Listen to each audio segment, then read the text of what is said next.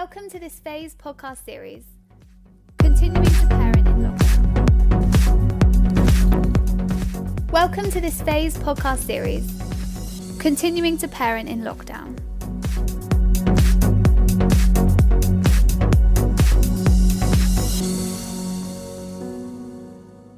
Hello, welcome back. Here we are again on our second episode of our podcast, and I'm joined again this week by Hannah.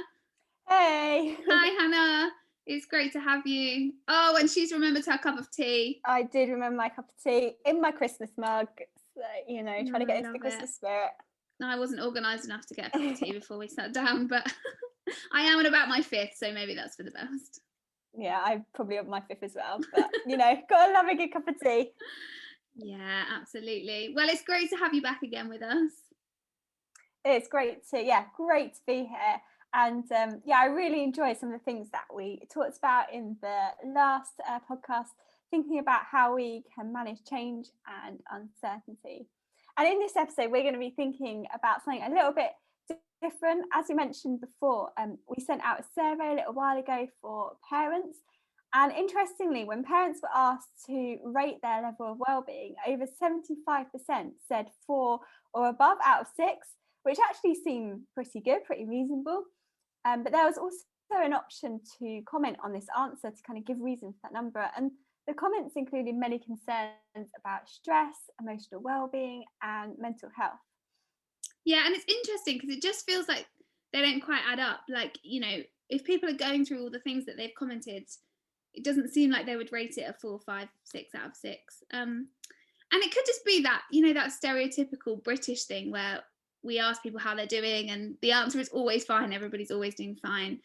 But then when you've got that space to chat a bit more or unpack it, people start to share the real struggles. But I also wonder if part of the reason is just that people are so busy that they don't have the time or the capacity to even stop and think about where they're at in their well-being, and just like no opportunity to check in with themselves on how they're doing.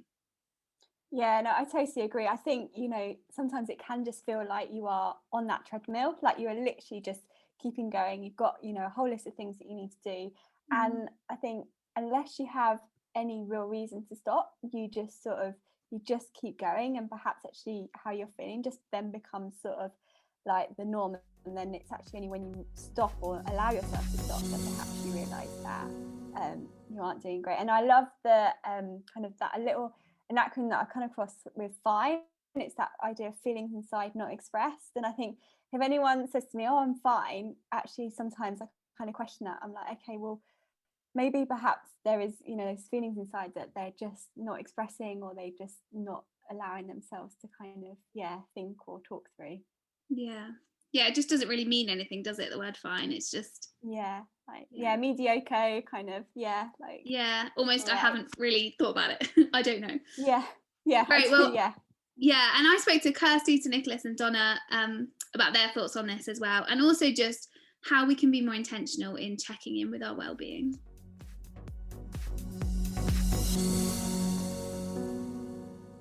Another thing that we found that came out of the survey is that 75% of people rated their well-being 4 or above out of 6, which felt reasonably kind of high. But then in the comments were full of things that they were struggling with around stress, emotional well-being. And so one of the explanations that we thought for that discrepancy was that maybe people, and parents particularly, are just too busy to stop and reflect on how they're actually doing and think about their well-being. So I just don't know if you have any thoughts on that. Yeah, I think that's really true. I think sometimes we can just say that we're doing okay, and actually you don't have time to sort of check in actually how you are.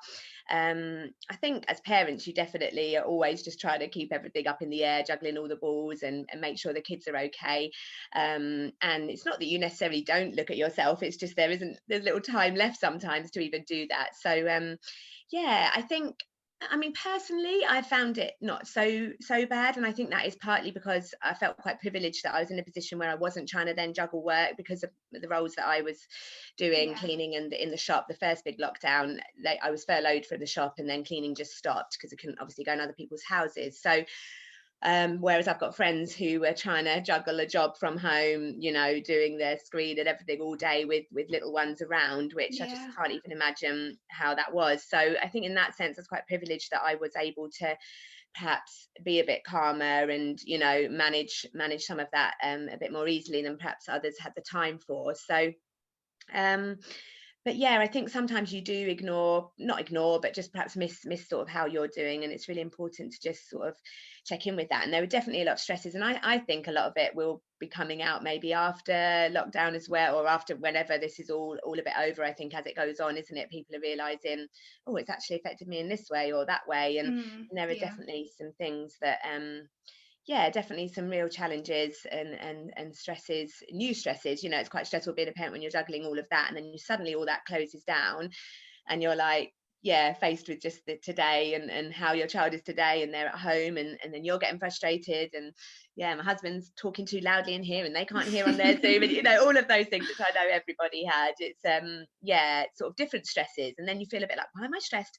I felt like I couldn't say I was that stressed because I had friends in much harder situations. So you're like, why am I stressed when I haven't even got this to be doing? But actually being with my child all day, I'm not a teacher, you know, that's hard, keeping her motivated, all of that. So I think, yeah, everyone had such a different experience, didn't they? It's hard to sort of level it, but yeah.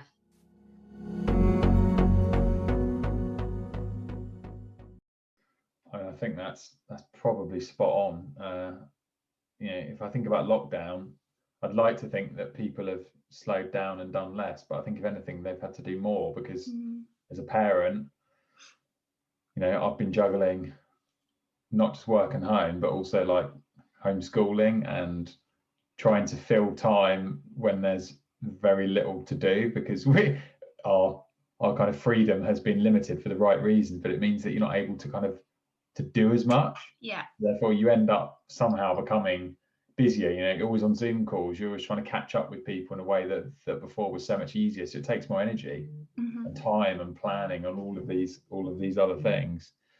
I think as well, I mean, it is easy to not think about yourself when you're a parent, because you're little people relying on you. Absolutely. One of the things that I use is something called my mental form score. I didn't create it. I'd love to take credit, but I didn't. It's a really great framework that I use pretty much every day, which is at the start of the day, you just, when you wake up, you just kind of say, okay, well, how am I feeling out of 10? A 1 out of 10 is like crisis, like I'm in a really bad place, I can't even get out of bed. And a 10 out of 10 is, you know, I'm ready to go get the day. And how that helps me, I suppose, is it helps me recognize how I feel. And if I feel, you know, sub 6 out of 10, I can start to put practical techniques in place to try and help me feel a bit better. But also by being quite overt about how about that score. So I put it on my email signatures and I put it on my LinkedIn profiles, and I'll talk to my wife about it. It means other people can relate to how you're feeling and have an understanding that if he's a 5 out of 10, if he's a bit snappy, then I know why, and maybe I need to check in with him to maybe just see if there's anything that I can do to help. So there are little things that you can do to actually, I guess it's that point about putting yourself back in your own body. It's just like, okay, how am I feeling today? I feel a bit X, Y, and Z, so why do I feel like that?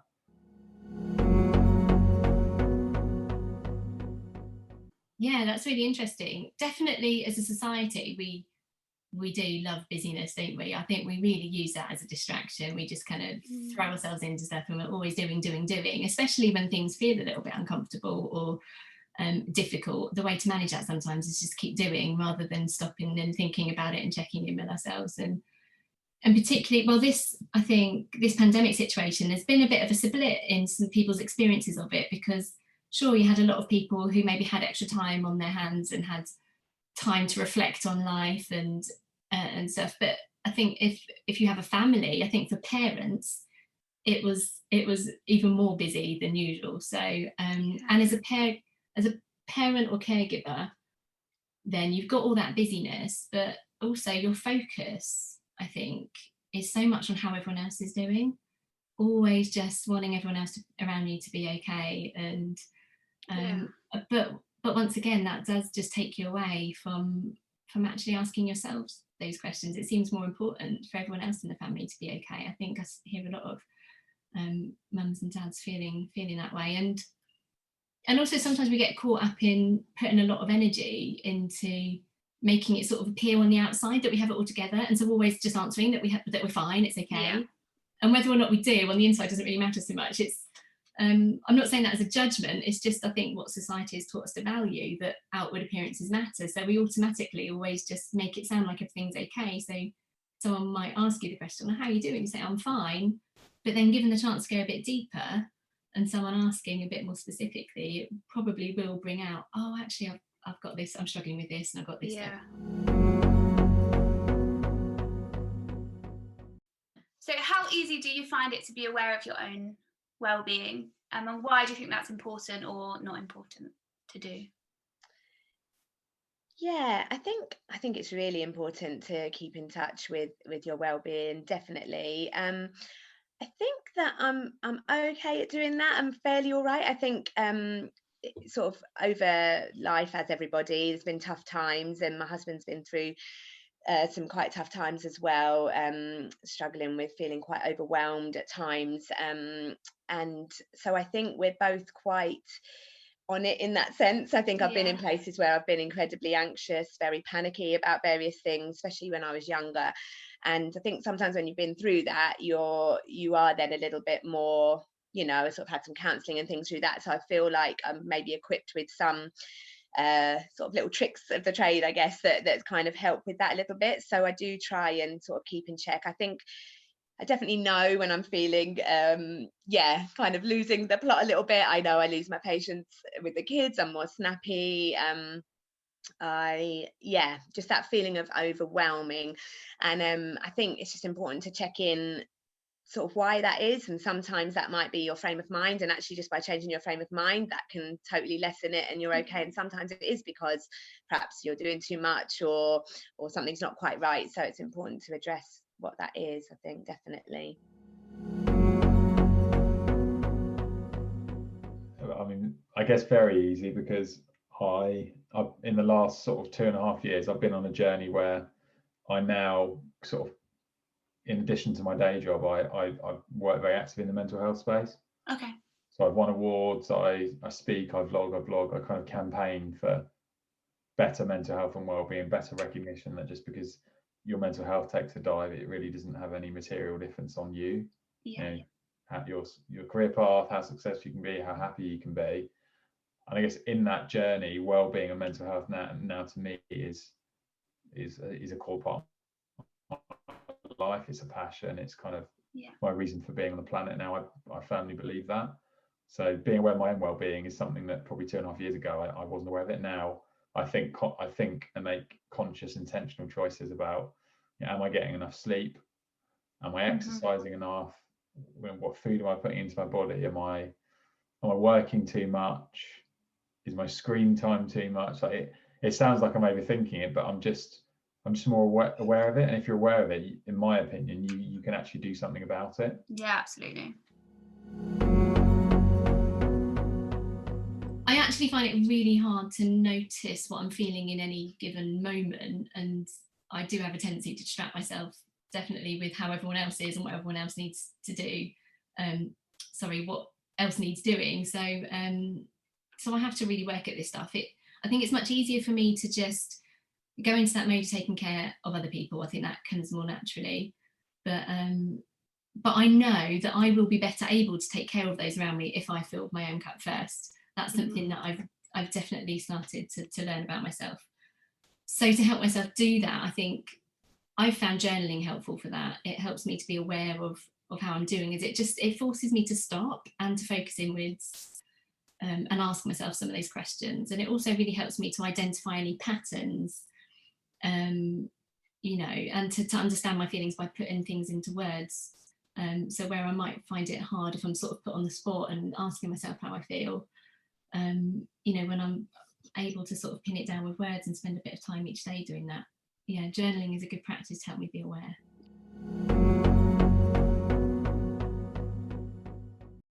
And so what would be the early warning signs for you that maybe you're not doing so well and you need to change track? And also, what strategies would you put in place to kind of protect yourself? Yeah, I think, as I said, definitely, I can tell with myself, even the little things then get me really stressed. And I can tell that's when I'm a bit like, and you sort of look at yourself, you come outside for a minute and you're like, why am I stressed about this tiny little thing? Yeah. And it's because you're just, yeah, like holding everything together. So I think for me, it's when I start to get, it's that kind of irrational feeling over sort of a small thing, and I think, hang on a minute. So, and like I say, just a bit more snappy with the kids, and I can just tell when, and then once you calm down, you're like, that was unreasonable of me, like what's wrong with, not what's wrong with me, but so yeah, so I think strategies, I just try and, like I said, first of all, making this bigger than it is, and actually just stop stressing about that side of it, Kirsty, like just do this or whatever. Or if it is a bit like, oh, I think why have I put that many things in my day? Actually, that's not, if you write it down, that's just not achievable. So you've got this unrealistic expectation maybe of what you're wanting to get done, or whatever it is. So I try and then just look at that, and sometimes maybe, and I don't like then saying no to things or cancelling things you've got in place, but sometimes I think that can be important to do, just and explain to people why. And and then obviously pray about it, and just just ask God for his help, and to go to him rather than try and do it all ourselves. I think the warning signs for me are if I'm getting a bit snappier or a bit more frustrated with my children or with my wife, or if I feel like I'm thinking about work, for example, too much. Because if work starts to creep in beyond the bounds of the day or into the weekend, then I know, okay, something's probably not right here. If I'm struggling to sleep, if my anxiety is heightening, obviously there are obvious physical signs. I mean, during lockdown, I experienced like panic attacks about work, so that told me that there was something quite very wrong there. If I don't exercise enough, like I wake up with a foggy head after a few days, and I can tell physically that something isn't right. And there is no silver bullet or magic wand when it comes to this, but for me, getting sweaty and doing something active is as close to a magic wand as I think I'm ever going to get. So when we talk about strategies, it's regular exercise, and it's exercise to the point where I'm feeling it. It's not just going for a walk. Going for a walk's nice, but for me, I need to do something a bit more than that. It's taking a bit of time out for myself, even if it's just checking on the PlayStation for 15 minutes, getting fresh air. I mean, it sounds so simple, but just going out for a walk makes a massive difference. Getting out into nature makes a massive difference.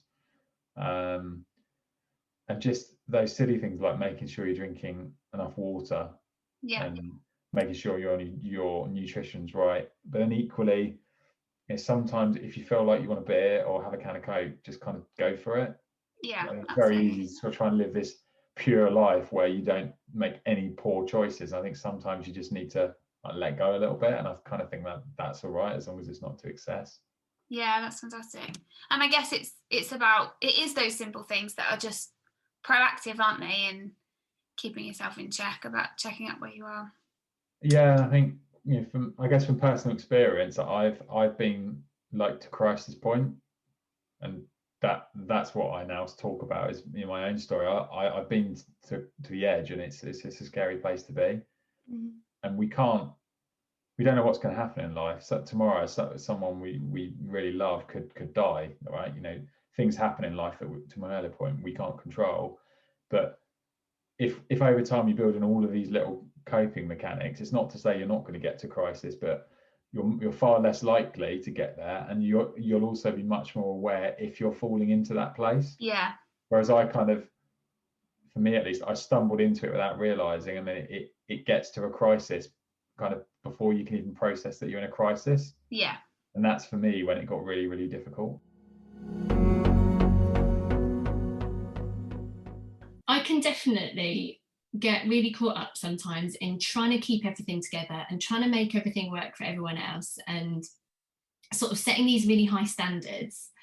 And I guess then a bit of perfectionism comes out, and I want everything to be just so, and everything has to keep sort of functioning at a certain level, and when I get too caught up on that stuff, that's actually a sign that I'm not doing so well. So when I really try and force everything to be a certain way, I get almost so like really attached to a particular outcome. This has to happen this way, and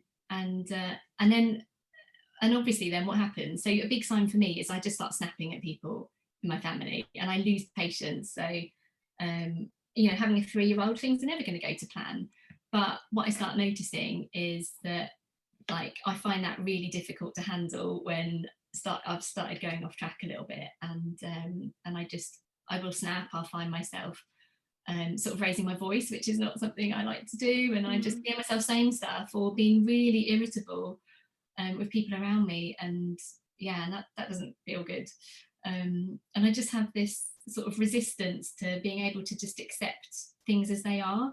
And when I kind of feel that tension inside, that it's I think that's a real sign to me. I need to slow down, I need to stop, I need to sort of reprioritize a little bit, and I need to get back to the here and now, and I need to be able to just let some of that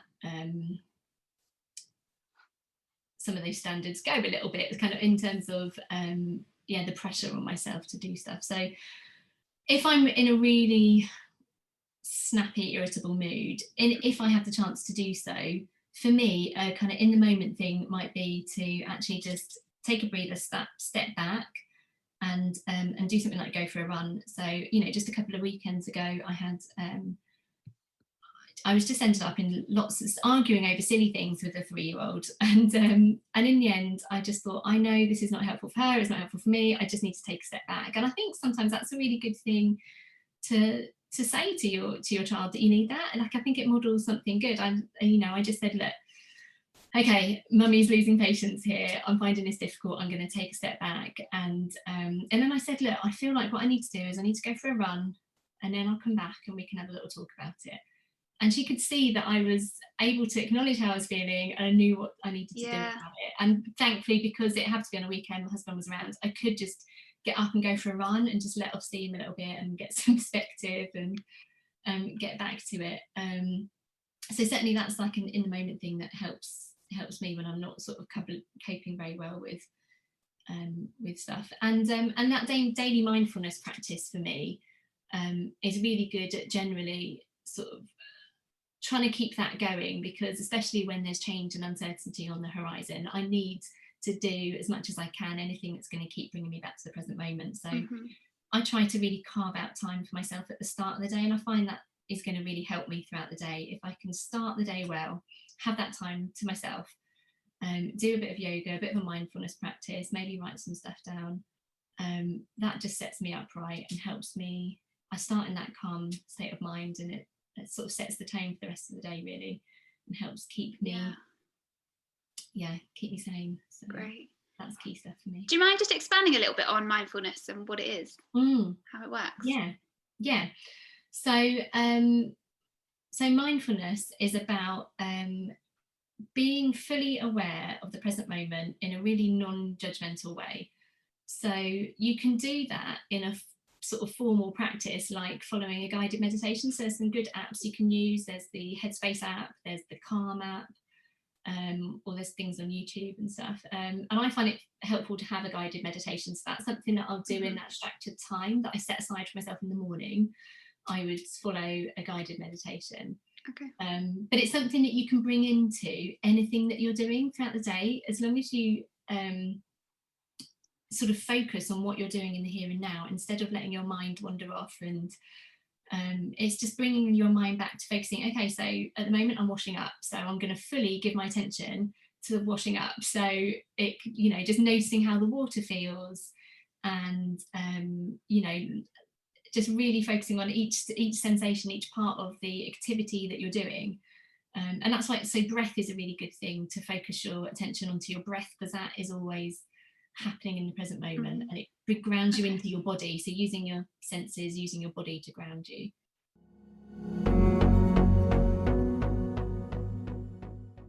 I think there was some really, really great things in there, actually. I love that idea from Nicholas of the mental form score, of like recording every day, because even if it's a good day, reflecting, okay, I'm at this level, I'm at a good level, because it's so much easier then to spot like the pattern of when it starts to drop, and like, oh, I'm in like danger zone here, where my well-being hasn't completely dropped, but I'm headed that way if I don't change something. I think that's really important. Catching those signs early so you can do something about it is really, really great. Yeah, no, definitely. And I think, you know, you've got to look after like your own well-being. You know, you can't, it's that phrase, you can't give out of like an empty cup, so you have to be looking after yourself. And I remember one person said to me once about like having different tanks, so like you've got your physical tank, your emotional tank, a social tank, and thinking, okay, well, what are you doing to fill up each one? And I think, you know, perhaps we have to do that differently right now, but it's still thinking about, okay, well, what do I need to do to fill up each of those tanks? So maybe, you know, physical, okay, actually I need to make sure that I'm getting good sleep, or that I'm going for a run, or that social, okay, well, actually who can I connect with, who can I FaceTime or speak to or send a message to, so that we're filling up those tanks, so that we are able to give and support others as well.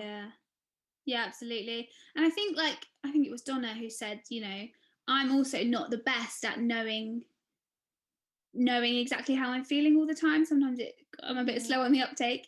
But one thing that I've learned is that my body is really good at telling me. So often if my skin gets bad, or I get a lot of ulcers around my lips, or I start feeling sick, and for ages I was like, no, that's not linked to my emotions. Like I can't see the link, but I've learned over time that that's a real indicator for me of I need to sort something out, I need to address something. So yeah, that can be a really good one.